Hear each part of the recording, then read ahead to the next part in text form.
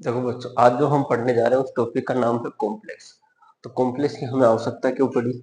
जैसे आपके सामने एक सिंपल सा क्वेश्चन लेते हैं कि एक्स स्क्वायर की वैल्यू अगर 4 है, तो यहाँ से एक्स की वैल्यू क्या क्या आ रही है हम जानते हैं। अगर एक्स की जगह 2 रखोगे तो का स्क्वायर भी 4, और एक्स की जगह -2 रखेंगे तो उसका स्क्वायर भी 4। तो हम यहाँ से सिंपल एक बात कर सकते हैं, एक्स बराबर प्लस माइनस 2। 4 किसका स्क्वायर होता है? 2 का, और प्लस माइनस रखने पर वैल्यू सेम आ रही है, इसलिए होता है एक्स की वैल्यू है -2। यहाँ से तो कॉम्प्लेक्स का कोई कॉन्सेप्ट निकलता नहीं, लेकिन जब हम ये देखते हैं कि एक्स स्क्वायर, जैसे आपके सामने क्वेश्चन आया कि -√3, इसका आंसर क्या आएगा? या फिर 3 की जगह काम करके सिंपल लेते हैं, जैसे 9 लेते हैं, तो आप सिंपल कह सकते हैं कि सर 9 रूट का मतलब जैसे √16 है, इसका मतलब किसका स्क्वायर है? 4 का। तो सर ये स्क्वायर 3 का तो है, लेकिन फिर ये माइनस नहीं आ रहा। तो इस माइनस की जो गड़बड़ी होती है उसको हम किससे डिनोट करते हैं? आइटा से। तो हमने एक 11th क्लास में कॉन्सेप्ट पढ़ते हैं कि आइटा की जो वैल्यू होती है वो होती है √-1। आइटा स्क्वायर की जो वैल्यू होती है वो होती है -1। आइटा क्यूब की जो वैल्यू होती है वो होती है आइटा, और आइटा की पावर 4 की जो वैल्यू होती है वो होती है 1। ये हम पढ़ के आ चुके हैं। तो यहीं से कॉम्प्लेक्स का कॉन्सेप्ट निकलता है। आज इनको हम थोड़ा और आगे जाते हैं। हमें पता है कि जो नंबर होते हैं, सबसे छोटा नंबर नेचुरल है, उससे बड़ा नंबर होल है, उससे बड़ा इंटीजर नंबर आई या जेड से डिनोट करते हैं, और इन सबसे बड़ा जो नंबर है वो नंबर है रेशनल, जिसे हम क्यू से डिनोट करते हैं, और इरेशनल नंबर है क्यूसी। ये दोनों किसके अंदर आता है? रियल नंबर के अंदर। तो रियल नंबर से जो बड़ा नंबर है वो क्या है? कॉम्प्लेक्स, जिसे हम सी से डिनोट करेंगे। अब कॉम्प्लेक्स जैसे मैंने नंबर लिखा 3 आयोटा, तो ये कॉम्प्लेक्स है। इसके साथ +2 कर दें तो ये रियल है। ये अगर हमारा नंबर रियल है, आयोटा की वजह से ये नंबर क्या आ गया? कॉम्प्लेक्स आ गया। ठीक है, तो हम ये भी कह सकते हैं कि जैसे 2 लिखा तो ये नंबर रियल है या कॉम्प्लेक्स है? तो हम कहेंगे ये नंबर रियल भी है और कॉम्प्लेक्स भी है। कॉम्प्लेक्स कैसे है? अगर प्लस 0 आयोटा लिख लूँ, ये बात तो सही है, इसका आंसर 0 की वजह से आंसर तो आएगा 2, लेकिन ये है तो कॉम्प्लेक्स। तो कॉम्प्लेक्स का ही पार्ट है रियल नंबर, और हमने रियल नंबर के बारे में बड़ी डिटेल से जानते हैं। तो आगे स्टार्ट करते हैं कि कॉम्प्लेक्स होता क्या है। देखो, कॉम्प्लेक्स को हम जेड से डिनोट करेंगे, डिनोट सी से करेंगे। कॉम्प्लेक्स वैल्यू थी जेड, यहाँ पर जेड क्या होगा? ए प्लस आयोटा बी। कहने का मतलब जो ए है हमारा एक रियल पार्ट है, और एक बी है जो हमारा इमेजिनरी पार्ट है। ठीक है, इसे हम शॉर्ट फॉर्म में आर ई जेड लिखते हैं, और इमेजिनरी पार्ट को हम आई एम जेड से डिनोट करें। ये चीजें हमें थोड़ी पता होनी चाहिए। और देखो, आगे चलते हैं। एक काम करते हैं, हम एडिशन की बात करते हैं कि एडिशन क्या होगा। अगर दो कॉम्प्लेक्स नंबर ले लें, जैसे z1 प्लस z2, तो z1 कितना हो जाएगा? a1 plus iota b1 plus a2 plus iota b2। इसको हम लिख सकते हैं कि a1 plus iota b2 plus b1 a2 plus iota b2। इन दोनों को एक साथ लिख सकते हैं, तो a1 प्लस a2 प्लस, इन दोनों से आयोटा कॉमन ले सकते हैं, क्या आ जाएगा? b1 plus b2। ये पार्ट कौन सा हमें दिखाई दे रहा है? Real part. और ये पार्ट हमें कौन सा दिखाई दे रहा है? Imaginary part.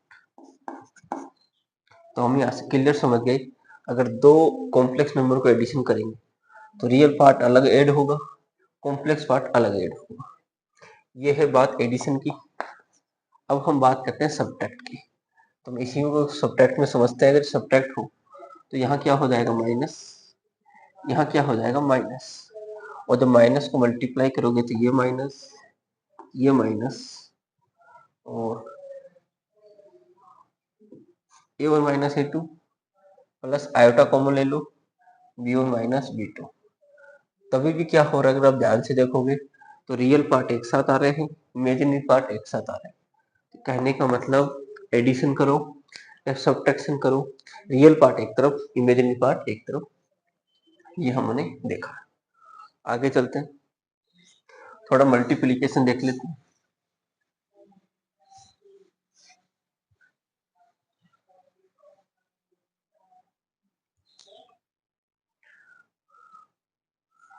अगर हम मल्टीप्लिकेशन की बात करें,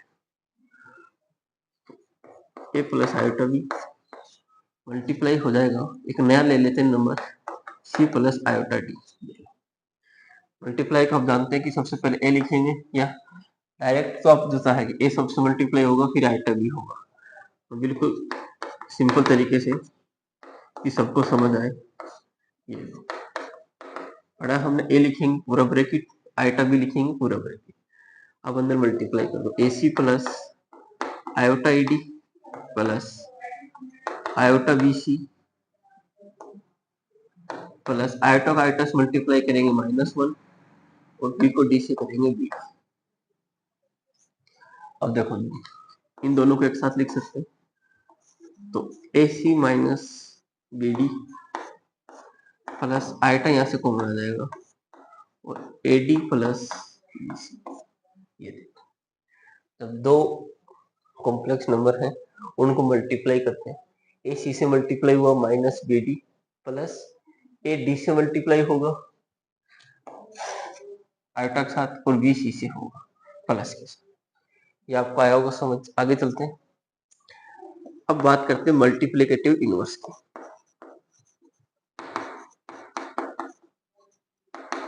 मल्टीप्लिकेटिव इनवर्स, तो हम जानते हैं इनवर्स क्या होता है। इनवर्स को अगर हम देसी सिंपल तरीके से समझे तो इनवर्स का नाम है रेसिप्रोकल। तो रेसिप्रोकल क्या होता है, जैसे कोई नंबर है आपके सामने ए 2 है, इसका रेसिप्रोकल करोगे 1/2। आपके सामने एक नंबर है 7/3, इसका रेसिप्रोकल करोगे 3/7। यहाँ माइनस और यहाँ माइनस आ जाएगा। अब बात करेंगे कि कॉम्प्लेक्स नंबर में इसका कैसे यूज है। तो देखो,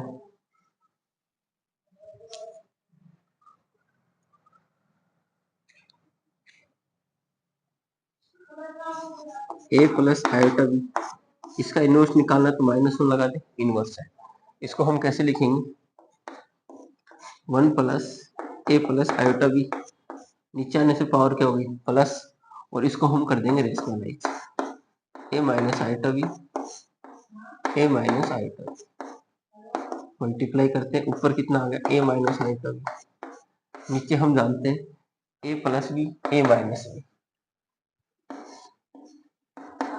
ए plus B A minus B कितना होता है A square minus B square. ये एक को ऐसे किया A square minus B square, iota का स्क्वायर और बी का स्क्वायर, तो सिंपल देखो A minus iota B, A square, iota square की वैल्यू होगी -1, आयटा बी का जब स्क्वायर करेंगे तो आयटा की वैल्यू -1 और बी का square B square, minus minus plus B square.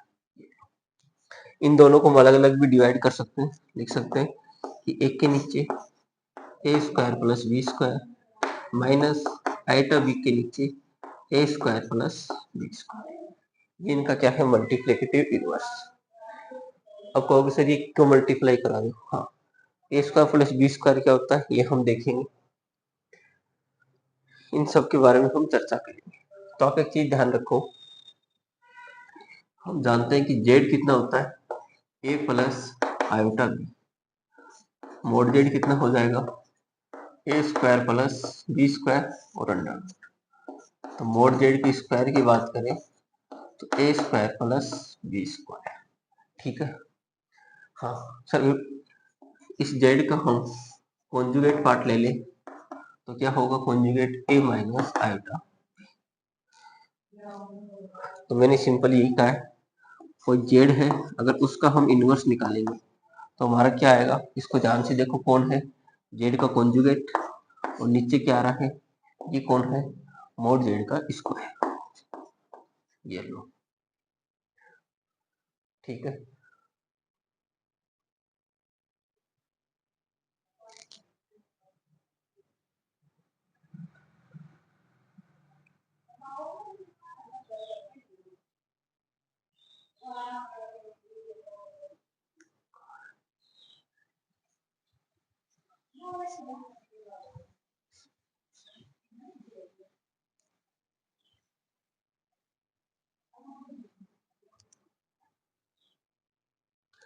एक छोटा सा कॉन्सेप्ट आता है कि इसको हम पोलर फॉर्म में क्या लिखेंगे, पोलर फॉर्म में चेंज करेंगे, जेड बराबर ए प्लस आयोटा बी, तो जहां पर ए क्या होता है और बी,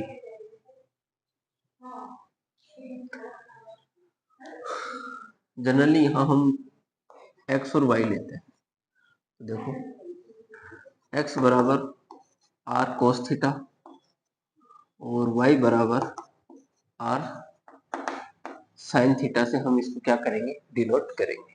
अब ये जिसे वैल्यू हम पुट करेंगे हमारा आंसर आ जाएगा। बात करेंगे सर जेड क्या होगा, अगर हम जहां जेड की बात करें तो जेड होता है आर ई की पावर आयोटा थीटा। ये कैसे आया, देखो वैल्यू पुट कर रहा हूं मैं, जेड बराबर एक्स की value R cos theta plus iota और वाई की वैल्यू आर साइन थीटा, दोनों में आर कॉमन आ रहा है, आर मान लिया, कोस theta plus iota sine theta, ये आर, और हम जानते हैं कोस theta plus iota sine theta क्या होता है, 1 की पावर आयोटा थीटा। तो यहाँ से एक रिजल्ट निकल के आता है जेड इक्वल टू आर 1 की power iota theta. Most important result है, बहुत काम आने वाली चीज है। ये अपने को समझ आया, ये छोटा सा बेसिक इंट्रोडक्शन था कॉम्प्लेक्स के बारे में। इसके बारे में हम पूरा चैप्टर डिटेल से पढ़ेंगे, उसके लिए बने रहिए।